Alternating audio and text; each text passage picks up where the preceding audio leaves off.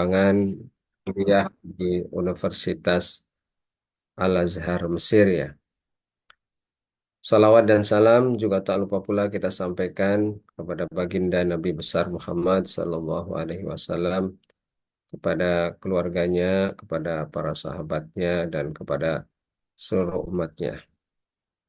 Eh, Bapak Ibu, teman-teman semuanya yang dimuliakan oleh Allah Subhanahu Wa Taala, ya, pada kesempatan pagi hari ini ya kita akan sharing, ya, diskusi bagaimana perkembangan kuliah ya di Timur Tengah, ya, khususnya kuliah di Universitas Al-Azhar Mesir ya. Satu hal yang barangkali menjadi pertanyaan kita, ya, kenapa kita harus kuliah di Universitas Al-Azhar Mesir ya? Ini satu pertanyaan yang harus kita matangkan, ya, sebelum kita mengikuti kuliah di Al-Azhar Mesir ya, atau mendaftar di Al-Azhar Mesir. Karena ini harus diselesai. Setiap orang punya misi visi tersendiri ya, punya rancangan sendiri ya, khususnya terkait dengan pendidikan kita ke depannya. Nah, makanya ini pertanyaan yang eh, harus kita jawab ya. Alasan utama kenapa kita harus kuliah di Al-Azhar ya. Karena jangan sampai kita kuliah ke sana ya karena ikut-ikutan saja. Oh, kebetulan kawan saya pada daftar ke Al-Azhar. Nah, akhirnya kita ikut-ikutan ya, ikut-ikutan daftar ke Al-Azhar. Padahal barangkali kita secara potensi ya, kemampuan ya, misalnya kemampuan kita dalam bidang matematika, kemampuan kita dalam bidang sains gitu. Nah, nah, tapi karena teman seangkatannya, satu pesantrennya, dia mendaftar di Al-Azhar, ya, kemudian ikut-ikutan tuh ya.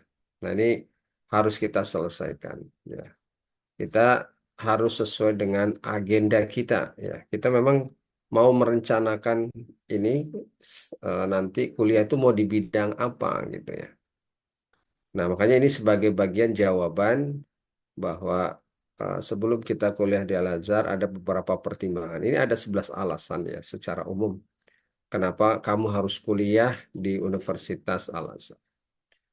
Yang pertama ya, bahwa Al-Azhar ini merupakan perguruan terlama ya, yang mengembangkan ajaran Islam yang moderat ya. Jadi memang sampai dengan hari ini Al-Azhar ini menjadi rujukan ya, rujukan utama dalam eh, pembelajaran ilmu-ilmu agama ya, bahkan menjadi sumber-sumber khusus ya bagi yang ingin mendalami kajian-kajian di bidang agama ya. Dan salah satu misi Al-Azhar ini adalah mengembangkan ajaran Islam yang wasati ya, Islam yang moderat ya. Jadi nanti ketika kita di Al-Azhar ya, kita akan diberikan pilihan-pilihan ya. Termasuk ketika kita mengambil jurusan ya, kalau kita ingin mendalami fikih ya, kajian usul fikih, itu ada nanti fakultas syariah ya.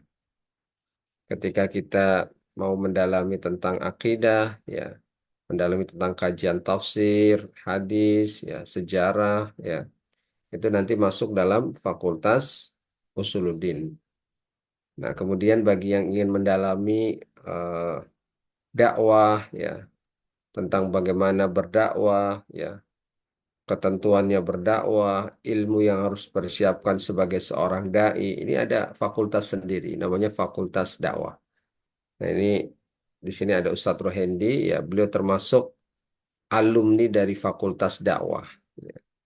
Ini termasuk awal-awal ini mahasiswanya paling sedikit dari Indonesia, ya, termasuk mahasiswa asingnya ini sangat sedikit. Ini Fakultas Dakwah. Jadi kalau di syariah, usuluddin itu bisa sampai ratusan itu ya. Bahkan sekarang mungkin sampai ribuan ya. Tapi kalau di fakultas dakwah ya nggak banyak, misalnya 5 orang, ya 10 orang, mungkin sekarang di angka puluhan ya. Tapi kalau fakultas yang lain itu sudah angka ratusan. Padahal kalau kita mau fokus misalnya pengembangan dakwah ini bisa masuk di fakultas dakwah. Kemudian yang kedua ya ini yang menjadi kelebihan Al-Azhar ya, tenaga pengajar, para profesional dan doktor ini kompeten di bidangnya, nggak bisa sembarangan ya ketika seorang mengkaji tentang fikih saja, fikih Syafi'i misalnya. Itu adalah ulama-ulama ya, profesor-profesor dalam bidang kajian fikih Syafi'i. Jadi bukan hanya fikih secara umum. Kan kalau kita itu kadang eh, seorang seorang dosen atau seorang ustadz itu kan, ketika mengajarkan, pokoknya kaitannya dengan ilmu agama itu kan semuanya itu ya. Kita diminta ngisi tafsir, oke, diminta ngisi hadis juga oke gitu kan. Padahal kita eh, bidangnya punya bidang tersendiri gitu. Ada yang mendalami fikih ya, fikih Syafi'i, ada yang mendalami fikih perbandingan. Kalau dalam Usuluddin ada yang khusus mendalami kajian tafsir, ada yang khusus mendalami kajian hadis gitu ya. Ada yang khusus mendalami bidang-bidang lain gitu. Nah, termasuk kita dalam pembelajaran kita nanti di Al-Azhar itu adalah pengajarnya profesor, minimal doktor ya dalam bidang khusus gitu. Jadi nggak bisa orang misalnya S1-nya itu tafsir gitu ya. Mm-mm. Terus dia ngajar fikih ya itu nggak bisa itu kalau di Al-Azhar. Jadi memang linear sekali gitu. Nah, linear sekali. S1-nya, S2-nya, S3-nya. Ibaratnya benar-benar ngelotok ya seorang dosen itu ketika mengajarkan salah satu mata kuliah. Nah, ini karena Al-Azhar ini yang rata-rata kita ini mendaftar di Al-Azhar itu adalah kajian ilmu keislaman. Walaupun sebenarnya di Al-Azhar itu eh, fakultas banyak sekali ya, mulai kedokteran, kemudian ada eh, ekonomi ya, sastra dan lain sebagainya. Tetapi memang kalau untuk mahasiswa dari Indonesia, ya khususnya dari orang kebanyakan adalah kita mengkaji ilmu-ilmu keislaman. Nah, kita belajar ilmu keislaman itu langsung dari sumbernya, ya, nggak dari Facebook ya, nggak dari Instagram atau kajian-kajian umum langsung gitu. Contoh misalnya kita ingin mendalami fikih Syafi'i, ya langsung kita merujuk buku-buku ya Imam Syafi'i, termasuk juga oleh para para penerusnya ya, ulama-ulama setelahnya ya. Eh, Misalnya di antara buku rujukan dalam bidang fikih Syafi'i ya, misalnya kita belajar eh, Al-Iqna ya, kemudian kita belajar eh, ada kitab Kulyu bi Umairah ya, itu dia langsung ya. Nah, termasuk teman-teman yang mendalami tentang tafsir itu langsung ya, belajar mengkaji eh, Ibnu Katsir misalnya, kajian Ibnu Katsir, kemudian juga misalnya tafsir Mafatihul Ghaib, Fakhruddin Ar-Razi gitu. Nah, termasuk bidang hadis ya kita langsung belajar tentang syarah misalnya syarah Sahih Muslim ya, syarah Bukhari itu langsung Fathul Bari. Nah, bahkan di Al-Azhar itu ada namanya materi nasi ya. Nasi itu kita plek belajar kitabnya gitu. Ya, itu namanya kajian nasi ya, fikih nasi ya. Ada juga tafsir nasi ya. Jadi nggak maudhu'i, nggak tematik. Jadi kita langsung belajar kepada kitabnya. Ya, sehingga memang di Al-Azhar itu ketika kita belajar itu merujuk ya dari sumber-sumber yang orisinil. Nah, kemudian juga yang menjadi kelebihan ya ini membentuk mahasiswa mandiri dan kompetitif. Karena terus terang di Al-Azhar itu ya sampai dengan sekarang ya terkait presensi itu hanya masih di kelas-kelas khusus ya, tidak semuanya. Bahkan rata-rata mereka ya tidak ada presensi ya, karena memang keterbatasan tempat dan lain sebagainya gitu ya. Jadi sehingga kalau mahasiswa belajar ya memang murni dari keinginan dia untuk mencari ilmu gitu. Nah, makanya secara tidak langsung ini membentuk mahasiswa mandiri. Ya, makanya di sana ya memang belajar betul-betul secara mandiri ya. Dia datang untuk ke kuliah itu benar-benar mandiri gitu. Kalau di Indonesia kan, nah ini apa salah satu mereka belajar ya itu kan karena faktor presensi ya absen. Wah, kalau ya, nggak ada absen dia nggak boleh kuliah atau nggak boleh ikut ujian, dibatasi maksimal 30% misalnya. Nah, kemudian juga di Al-Azhar ya secara umum lingkungan kondusif untuk belajar ya karena memang ruh untuk belajar itu masih masih ada ya. Suasana-suasana belajar, menghafal ya. Ini masih masih ada ya. Nah, kemudian juga terbuka juga ya peluang beasiswa. Jadi teman-teman kalau nanti akan berangkat ya ke Mesir walaupun dengan biaya mandiri ya, dengan biaya mandiri. Nah, tapi ketika kalian sudah sana sudah setahun, kemudian punya prestasi ya, itu ada peluang beasiswa ya. Jadi ada beberapa lembaga-lembaga yang memberikan beasiswa. Ada yang memberikan uang saku seperti misalnya Baitul Zakat Kuwaiti ya. Nah, kemudian juga ada Al-Azhar sendiri ya. Kemudian ada juga yang memberikan beasiswa misalnya untuk biaya asrama saja gitu kan. Karena secara umum sebenarnya yang berangkat ke Al-Azhar Mesir itu semuanya mendapatkan beasiswa. Hanya ada yang mendapatkan beasiswa bebas biaya kuliahnya saja, jadi tidak ada SPP, ya, tidak ada uang semester atau UKT gitu ya. Ada juga yang memang murni apa dia juga dapat uang tambahan ya untuk biaya biaya living cost ketika di sana. Jadi semuanya sebenarnya adalah mendapatkan beasiswa. Nah, kalaupun misalnya kita nggak bayar beasiswa ya teman-teman, biaya untuk apa namanya biaya hidup tuh di Mesir tuh relatif lebih murah ya. Jadi setiap bulan itu kita hanya cukup untuk mengeluarkan biaya makan, minum ya, itu sebesar 2 juta. Ya. Itu sudah termasuk asrama itu.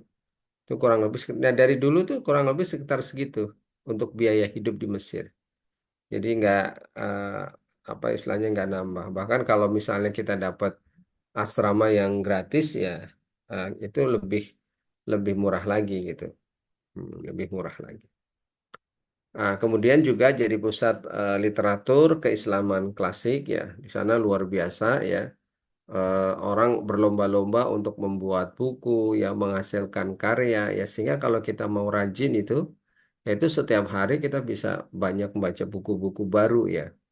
Baik buku-buku bahkan termasuk buku-buku klasik itu dicetak ulang ya kemudian dengan ditahqiq ya sehingga kemudian kelihatan menarik diberikan kemudahan ya termasuk juga buku-buku kontemporer karena Mesir ini termasuk ya gudangnya para ilmuwan ya sehingga apa namanya kesempatan kita untuk menggali pengetahuan di Mesir sangat terbuka bahkan misalnya terkait dengan isu-isu ya isu-isu kajian apa gitu itu di Indonesia baru di Mesir itu sudah berapa tahun dulu ya. Nah, misalnya terkait apa eh, masalah aliran sesat misalnya itu di Mesir sudah lama sekali. Di Indonesia bisa mulai belakangan ada. Kemudian isu terkait dengan apa juga sama. Nah, kemudian juga yang menjadi kelebihan kita ya teman-teman ini kita bisa belajar ya bersama 1 juta lebih ya pelajar dari berbagai penjuru dunia. Ya, jadi kita bisa apa namanya bisa belajar ya dengan teman-teman kita yang dari Asia, Malaysia, Thailand, Cina, ya kan. Kemudian dari Afrika ya, ada Mesir, ada Ghana, ada Mozambia ya. Kemudian juga ada beberapa juga Eropa Timur ya, bekas pecahan-pecahan Rusia ya. Ini kita akan banyak sekali teman secara tidak langsung akan menguatkan relasi kita ya. Kalau kita punya relasi yang bagus dengan kawan-kawan kita bisa silaturahim nih satu keuntungan yang luar biasa ketika kita belajar di di Mesir. Nah, kemudian juga ijazah kita ya teman-teman ini diakui secara internasional. Jadi kalau teman-teman nanti mau lanjut ya misalnya S2-nya di tempat lain ya, contoh misalnya di Eropa ya bisa itu. Ada kawan kita misalnya yang lanjut S2-nya itu di Inggris, itu ada yang lanjut S2-nya di Prancis juga ada. Ada juga yang lanjut di Indonesia ya apalagi ya. Indonesia sudah diakui ya. Bahkan kalaupun kita mau lanjut di negara lain di Timur Tengah juga juga bisa selama ada peluang-peluang kita untuk mendapatkan apa mendapatkan beasiswa mendapatkan kesempatan kuliah S2. Nah, ini beberapa alumni-alumni kita ya, ada Ustadz Abdul Somad, ya ini luar biasa beliau ya, dengan dakwahnya ya di Indonesia ya.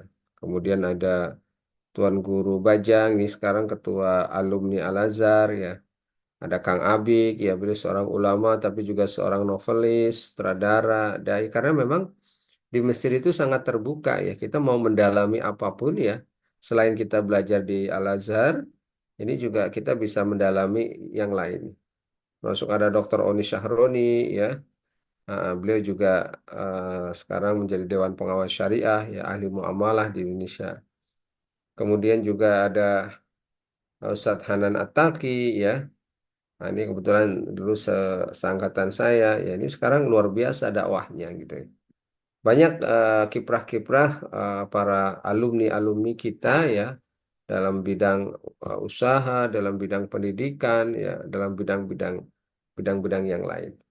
Nah, ini teman-teman ya gambaran terkait dengan bagaimana kita ya akan kuliah. Tentu ya yang namanya setiap lembaga pendidikan ada yang ada positifnya ya. Kemudian ada juga mungkin barangkali ya dianggap sebagai kekurangan. Sebenarnya tidak kekurangan, tapi kalau memang kita mau anggap sebagai positif ya itu bagus itu. Contohnya misalnya memang dari sisi apa terkait dengan manajerial di administrasi di kampus ya.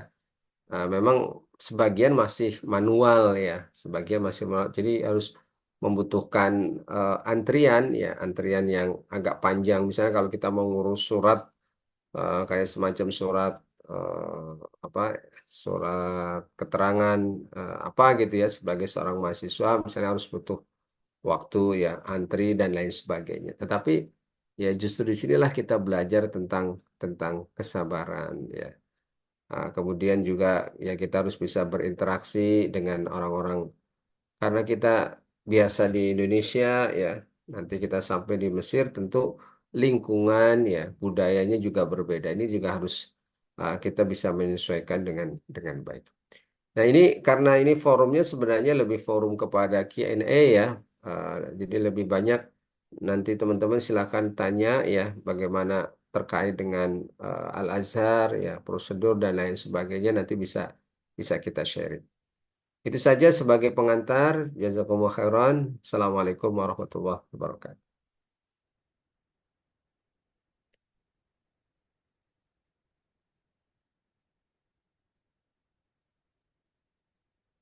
eh, Ustaz Najib atas penjelasan yang sudah dipaparkan kepada kita semuanya. Alhamdulillah.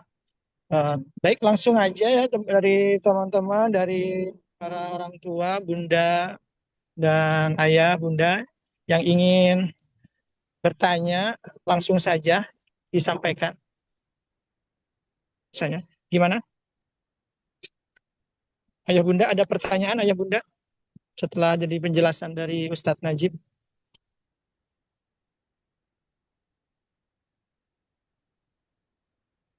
Gimana?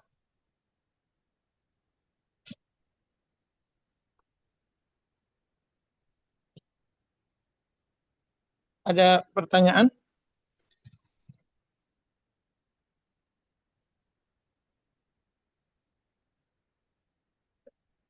Belum ada?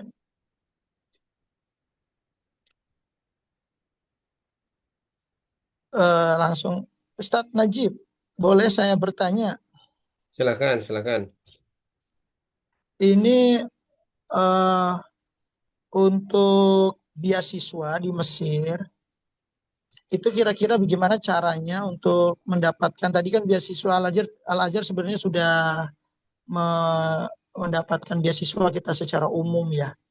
Tapi tahu Hmm. secara khusus kita mendapatkan misalkan beasiswa gitu secara misalkan dapat per bulan dari lembaga itu ada nggak kira-kira di sana seperti apa gambarannya itu? Iya, jadi kalau kita ingin mendapatkan beasiswa ya di Al-Azhar itu nanti kita bisa mengajukan ya, mengajukan ke lembaga-lembaga tertentu ya. Contoh yang agak banyak itu lembaga yang memberikan beasiswa ada namanya Baitul Zakat Kuwaiti ya. Lembaga zakat yang berasal dari Kuwait. Ini eh, maksudnya beasiswa di sini adalah beasiswa untuk living cost ya, beasiswa untuk biaya hidup ya. Nah itu cukup lumayan tuh, jadi nanti bisa membantu untuk biaya hidup kita di Mesir. Karena sebenarnya kalau untuk kuliah ya biaya UKT di kuliah kan bisa dikatakan kan gratis ya dari Al-Azhar. Jadi tinggal kita mencari beasiswa untuk living cost-nya. Nah, kemudian Hmm. juga selain dari lembaga-lembaga seperti Baitul Zakat ya, ada juga misalnya lembaga-lembaga di Mesir yang ada yang memberikan asrama dan makan ya. Itu juga ada. Nah, ada beberapa teman-teman yang dulu berangkat lewat KPLN itu, mereka mendapatkan beasiswa di apa? Hanya asramanya saja gitu ya, asrama saja sama mereka dapat makan gitu, sehingga hanya nanti tinggal mikir untuk transportasi gitu. Itu juga ada. Ada juga yang misalnya Jamiah Syariah itu memberikan uang setiap bulan misalnya ya untuk kebutuhan makan misalnya gitu ya. Itu juga ada ya. Jadi peluangnya terbuka ya kalau di Mesir itu walaupun kita berangkat dengan biaya mandiri ya. Nanti setelah 1 tahun ya dengan syarat tentu kita punya prestasi ya, nilai kita bagus, kita bisa naik kelas ya. Nah ini peluangnya cukup besar. Bahkan ada juga ya donatur-donatur Mesir misalnya karena mereka itu sangat menghormati orang-orang yang belajar ya. Itu kadang sebagian donatur-donatur dari Mesir juga memberikan tuh ya uang saku ya untuk mahasiswa-mahasiswa kita yang ada di Mesir ya yang sedang khususnya yang belajar di Universitas Al-Azhar. Ya, nah ini terkait dengan gambaran beasiswa di Al-Azhar. Masya Allah, luar biasa ya Al-Azhar ya. Ya, Masya Allah banyak sekali memberikan apa nih bantuannya, musyahadah, kemudian beasiswa luar biasa. Namun terkait ini Ustadz Najib, ini kan kondisi Timur Tengah sedang tidak baik-baik saja ya. Yang itu yang mengenai Iran apa namanya perang dengan Israel, kemudian Amerika menyerang Iran. Itu ada ini enggak apa namanya ke Al-Azhar itu sendiri ke Mesir, ibarat ke Mesir gitu. Apa namanya ada ketakutan atau apa gitulah namanya juga sedang kondisi perang. Tidak ada Ustaz Najib. Betul. Ya, eh, jadi sekarang kalau lihat kondisi sekarang ya, itu kan perangnya yang ini antara Iran ya, Iran dengan Israel dan Amerika ya. Ya, secara langsung sih memang tidak Mesir tidak ikut ya, hanya siap siaga saja. Dan itu kan biasanya di perbatasan. Kalaupun terjadi ada bentrok dan lain sebagainya itu pun di perbatasan ya jauh dari Kairo ya biasanya di daerah-daerah perbatasan seperti Sinai ya itu yang sampai beberapa hari ya. Dan kita berkaca dari peristiwa-peristiwa dulu ada Arab Spring ya termasuk Hmm. ini termasuk yang relatif stabil ya. Artinya kalaupun ada misalnya demo ataupun ada huru-hara dan lain sebagainya hanya sifatnya lokal gitu ya contoh dulu saat ada perubahan rezim tuh kan ada demonstrasi besar-besaran ya hanya di tempat-tempat khusus gitu Bahkan Masya Allah di Al-Azhar itu eh, s- apa pendidikannya tidak libur ya. Walaupun kondisi politik sedang kurang kurang baik-baik saja, tetapi Masya Allah di Al-Azhar itu masih berjalan itu. Sehingga Al-Azhar ini dari awal ya sampai sekarang ini termasuk yang tidak pernah meliburkan pendidikannya gitu. Oh, Makanya kenapa Al-Azhar ini menjadi universitas rujukan tertua. Sebenarnya ada yang lebih tua gitu. Di antaranya misalnya Universitas eh, Qarawiyun ya. Nah, itu sebenarnya lebih lebih lama daripada Universitas Al-Azhar. Tetapi eh, kalau Jamiah Qarawiyun itu pernah berhenti gitu ya, istilahnya tidak mengadakan pendidikan ya. Jadi pernah berhenti kemudian dihidupkan lagi gitu. Tapi kalau Al-Azhar sejak berdirinya dari dulu sampai dengan sekarang itu tidak pernah istilahnya tidak ada tidak berhenti gitu. Tidak baik. berhenti. Baik, terima kasih. Ini ada bertanya di grup di Ustaz Najib. Izin Mm-mm. bertanya, kapan dibuka pendaftaran untuk tahun ini? Dan biasanya untuk mendapatkan update terkait jadwal pendaftaran bisa dilihat di mana?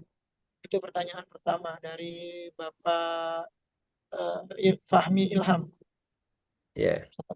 Baik, Mas Aziz bisa ditampilkan ya, Bapak Ibu sekalian ini terkait dengan apa? Mas Aziz bisa tampilkan Mas untuk Al-Azhar ya. Nah, ya. Nah, nah, alur ya, ini teman-teman alur Nah, seleksi ke Al-Azhar ya tahun 2026 ya. Nah, next Mas Aziz ya. Nah, ini ya teman-teman sebenarnya kita sudah dimulai ya dari bulan lalu ya. Dari bulan Februari sebenarnya sudah ada eh, pendaftaran untuk ujian ya di Markas Tatwir. Jadi Januari 2026 kita sudah buka bahkan teman-teman kemarin sudah mengikuti ujian placement test ya. Jadi mulai tahun lalu ya Bapak Ibu sekalian dan teman-teman semuanya biasanya kan ketika kita mau daftar ke Al-Azhar itu harus lewat seleksi Kementerian Agama. Nah, tetapi mulai tahun lalu ini ada pilihan yang lain. Jadi kita bisa tidak ikut seleksi di Kementerian Agama. Nah, tapi kita langsung mendaftar ikut ujian placement test atau tahdid mustawa. Nah, ini gelombang satu itu sudah dimulai kemarin di bulan Februari ya.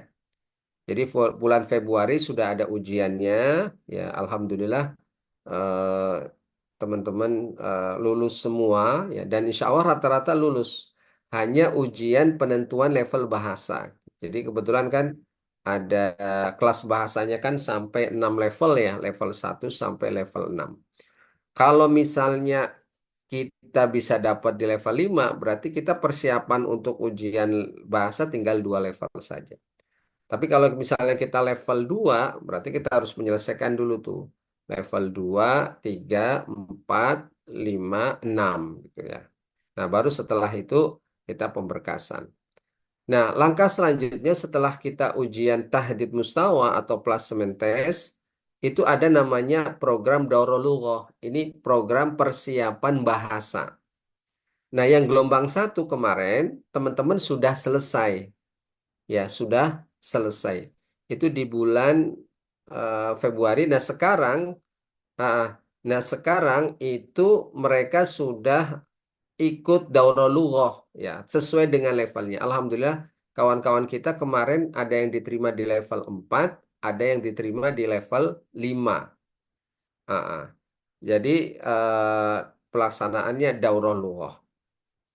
Nah, kemudian untuk yang tahdid mustawa gelombang kedua, ini juga sudah dibuka ya teman-teman sekalian. Nanti eh, kita akan share di grup ya. Pendaftarannya sudah dibuka dan alhamdulillah sudah banyak kawan-kawan kita yang mendaftar. Ini rencananya untuk ujiannya itu di bulan April ya, rencananya di bulan April. Jadi sekitar 1 bulan lagi. 1 bulan lagi. Nah, ini ada perubahan ya. Kemungkinan kalau nggak April Mei ya ini. Eh, April Mei ini ujian informasi kemarin sih terakhir di bulan April ada ya untuk ujiannya. Hmm. Nah, nanti setelah mereka ujian ya, mereka ujian nanti mereka ada program Dorohloh lagi. Jadi mulainya nanti di bulan Mei atau Juni ya. Nah, ini tergantung level kita. Nah, nanti setelah itu, setelah teman-teman sambil mengikuti program Daurah Lughah persiapan bahasa, nanti teman-teman diminta untuk menyiapkan pemberkasan ke Al-Azhar. Ya, pemberkasan ke Al-Azhar tahun jadi paspor ya. Kalau bisa mulai dari sekarang teman-teman minimal paspor ya. Paspor itu sudah mulai dibuat. Nah, nanti kalau sudah selesai sekolahnya nanti bisa juga disiapkan misalnya SKCK ya, surat kesehatan, kemudian juga pas foto dan lain sebagainya. Nah, ini untuk pemberkasan. Nah, bagi teman-teman yang apa namanya sudah di level 4 nanti ada namanya apa ujian penyetaraan ya. Ujian penyetaraan, ujian muadalah ya. Itu minimal di level 4. Nah, jadi ini untuk apa? Ini adalah ujian karena sekarang semua kecuali yang gontor ya, ijazah-ijazah baik di apa sekolah-sekolah di bawah Kementerian Agama atau di pesantren-pesantren, mereka adalah rata-rata eh, tidak ada muadalah ya. Makanya nanti ada ketentuan untuk mengikuti ujian muadalah. Ini programnya 1 bulan. Jadi 1 bulan belajar, kemudian setelah itu ada ujian. Nah, setelah itu nanti di bulan Oktober nanti ada proses pendaftaran ya. Kemudian nanti bulan November nanti ada pembekalan, bimbingan mukoror ya. Nanti insya Allah keberangkatan itu biasanya dilakukan di bulan Desember. Nah, teman-teman sekalian, Bapak Ibu yang dirahmati oleh Allah. Nah, untuk memaksimalkan kita persiapan untuk ujian Tadid Mustawa, kita ada program karantina ya. Jadi nanti insya Allah sekitar bulan April kita sudah mulai karantina. Ya, teman-teman yang sudah lulus ya silakan bisa bergabung untuk karantina. Targetnya adalah untuk mendapatkan apa level bahasa yang tinggi ya. Jadi nanti offline ya tempatnya nanti di Parung Panjang. Kebetulan kita ada tempat karantina ya. Selama kita terus jadi untuk persiapan tahdid mustawa. Harapannya biar teman-teman seperti yang kemarin tuh dapat level 5. Jadi nggak terlalu banyak nanti kita harus ikut daurah lughahnya. Nah, termasuk juga nanti ketika saat kita persiapan untuk daurah lughah ya, kita juga mengharapkan teman-teman juga ikut karantinanya. Jadi program ini sebenarnya online ya.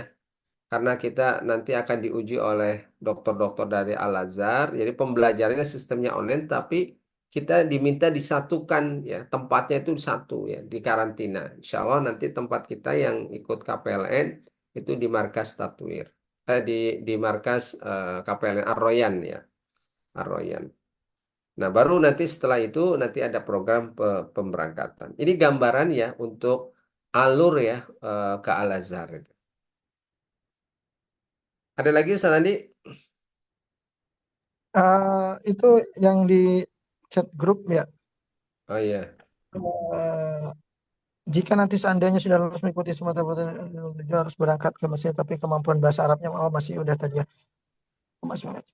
Ya, jadi Bapak Ibu sekalian, insya Allah nggak usah khawatir buat yang kemampuan bahasa Arabnya masih kurang. Karena kita itu ada program Daurah Lughah. Itu adalah program penguatan bahasa Arab.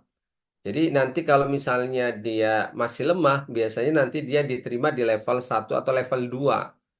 Sehingga harapannya eh, 5 level tadi itu bisa membantu menguatkan pemahaman bahasa Arabnya. Nah, nah, termasuk kita sebagai lembaga KPLN juga memfasilitasi pembelajaran tambahan, ya, yaitu di karantina itu. Jadi di karantina selain kita belajar dengan markas tatwir ya, kita nanti di asrama juga ada tambahan-tambahan pembelajaran ya, khususnya bagi teman-teman yang bahasa Arabnya masih masih kurang maksimal ya. Nah, ya, ini juga sama ya, Ibu Mutia juga sama ya. Intinya ini ada program persiapan bahasa ya, jadi nggak usah khawatir. Insya Allah anak-anak kita yang akan ke Al-Azhar dengan adanya program daurah ini bisa menjadi modal sebelum mereka nanti kuliah. Ya, kemudian untuk ujian tahdid mustawa ya. Nah ini ya teman-teman, ini untuk program nanti kita share di grup ya. Ini untuk program bimbelnya, ini program karantina ya. Jadi nanti anak-anak kita ya, santriwan-santriwati kita nanti mereka tidak hanya belajar bahasa ya, mereka juga kita targetkan untuk menghafal Quran karena harapannya teman anak-anak kita yang ke sana ya tidak hanya menguasai, karena Quran ini menjadi apa utama ya, modal utama gitu. Jadi mereka kita siapkan juga untuk menghafal Quran, termasuk juga pembelajaran bahasa. Termasuk juga kita akan siapkan mereka ya belajar terkait dengan leadership ya, supaya mereka di sana lebih kuat ya, lebih siap ya. Nah, termasuk juga beberapa skill-skill ya, misalnya nanti tahun lalu kita sudah buatkan juga misalnya terkait apa sih usaha-usaha yang bisa tidak mengganggu belajar ya. Contohnya kemarin kita ada eh, ada program. Misalnya mereka cara memoto ya. Nah, jadi cara memoto yang baik itu. Ternyata foto itu ketika apalagi di Mesir itu kan banyak sekali ya destinasi-destinasi yang bisa kita jadikan sebagai view untuk foto-foto ya. Itu ternyata bisa menghasilkan uang gitu dengan foto ya. Nah, itu harapannya nanti teman-teman ketika belajar di Mesir ya, mereka juga bisa ya, ada peluang-peluang untuk bisa mandiri ya, tapi yang tidak mengganggu belajar ya. Nanti sedikit banyak nanti kita akan berikan ketika mereka karantina di Parung Panjang ya. Kemudian materi ujian mustawa nanti insya Allah kita akan sampaikan ya, Ayah Bunda, terkait dengan ujian dan mustawa ya, itu secara umum adalah bahasa Arab ya. Jadi semuanya adalah bahasa Arab, materinya bahasa Arab, mulai dari mendengar ya, kemudian juga nahwu sorof ya, kemudian juga ada eh, apa ada percakapan gitu. Itu secara umum jadi semua bahasa ya kaitannya dengan bahasa bahasa Arab. Ya. Ada lagi Ustaz Andi? Baik, Ibu, Bapak, Salihin dan Salihat, ada pertanyaan lagi untuk disampaikan? Masya Allah sudah menjelang siang. Gimana? Eh, Ibu, ada pertanyaan lagi yang ingin disampaikan? Masih ini, masih ada waktu? Ada? Insya Allah Kalau nanti tidak, secara teknis ya Bapak Ibu sekalian teman-teman yang nanti membutuhkan informasi lebih lengkap ya, eh, lebih lengkap Insya Allah nanti kita akan kirimkan. Nah untuk bimbel memang rencananya kita buat secara offline ya, walaupun nanti secara online secara khusus sebenarnya bisa juga kita fasilitasi gitu ya. Jadi nanti bisa kita fasilitasi juga kalau yang mau bimbel secara online. Cuma memang kita harapkan offline karena nanti ya saat ujian itu semuanya harus offline di satu tempat ya. Nah, makanya kita siapkan ya, kita karantina ya teman-teman, supaya nanti ketika kan setiap level tuh 1 bulan tuh, setiap level 1 bulan mereka langsung ujian, ujian, ujian gitu. Jadi harapannya teman-teman bisa offline ya. Ya, jadi insya Allah nanti secara detail lah ya Bunda di grup akan disampaikan oleh Mas Aziz ya. Apa saja tahapan tambahannya. Yang jelas pertama ya tahapan awalnya teman-teman mengikuti karantina ya, karantina atau bimbel ya. di pesantren Ar-Royan, ya nanti kita akan ikutkan program bimbel mungkin 1 bulan untuk persiapan ujian tahdid mustawa. Nanti setelah ujian tahdid mustawa selesai, karantina lagi untuk daurah lughah, ya pemantapan bahasa. Nah, itu nanti tergantung level bahasanya gitu. Nanti baru setelah itu sampai eh, Oktober, ya Oktober November kita karantina lagi, yaitu untuk persiapan materi-materi yang akan diujikan nanti di Al-Azhar. Jadi sudah mulai kuliah karena sebenarnya kan mulai kuliah itu di November ya. Nah, kita biasanya itu keberangkatan di Desember. Makanya supaya untuk mengejar ketinggalan kita, ya kuliah kita di Al-Azhar, kita siapkan mereka, kita karantina untuk menyiapkan materi-materi yang nanti akan diujikan di semester 1 di Al-Azhar. Ah, ya nanti langsung daftar aja ya. Ah, langsung daftar nanti di link ya. Nanti di linknya akan dikirimkan nanti di grup ya. Ya.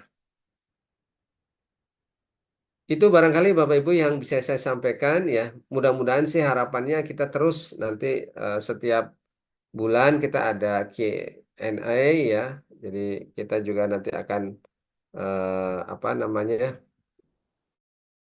kampus-kampus selain di Mesir, kemudian ada di Yordan, ya kemudian juga di beberapa kampus-kampus yang nanti bisa apa bisa menyelesaikan. Baik, terima kasih. Ini saja barangkali yang bisa saya share ya. Mudah-mudahan ini bisa memberikan informasi ya untuk teman-teman semuanya. Jazakumullah khairan. Eh, saya ucapkan terima kasih ya.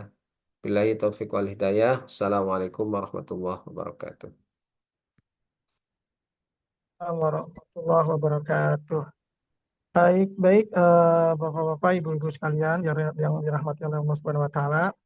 Setelah usai acara kita telah disampaikan beberapa dan banyak sekali hal-hal yang sudah kita dapatkan info dari Ustadz Najib mengenai keberangkatan atau proses bagaimana mau melanjutkan kuliah di Al-Azhar Mesir.